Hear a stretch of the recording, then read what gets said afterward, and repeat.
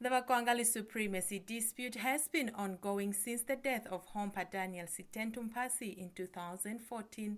This comes after a Supreme Court ruling in 2016 which directed the parties to go back to the drawing board and follow what the Vakwangali succession traditions and customs dictate.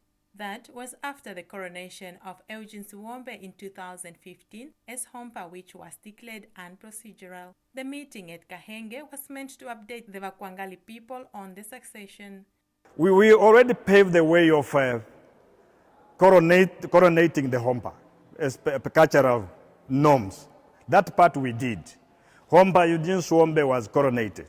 Then we submitted the name of Siwombe for recognition. That part, that's the only part which the government or the Supreme Court, the higher court, have nullified that we didn't follow the procedure. It's not just the higher court decided, but when they called the committee or team which complained, launched a complaint, apparently they were left out.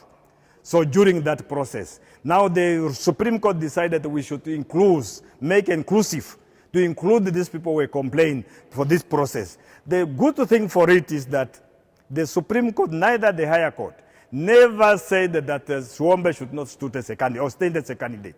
They only said that the process should start afresh. Hamnyera says for the process to be finalized, the royal family is only waiting for the office of the Minister of Urban and Rural Development to pronounce itself. Siwombe encouraged the Vakwangali people to stand with the royal family. My last advice is that this is not the first time this kind of things happen. It does happen to the extent that people kill each other if they are misled. This land is not for the Hompa. This land is for the Hompa and his people. We are asking for support. We are not just from the royal family, but we are human beings. Meanwhile, yesterday's meeting that was meant to introduce an elected Hompa by the faction led by senior headman Andreas Kamkwanyama had been postponed to the 16th of December. Elizabeth Mwengo, NBC News, Kahenge.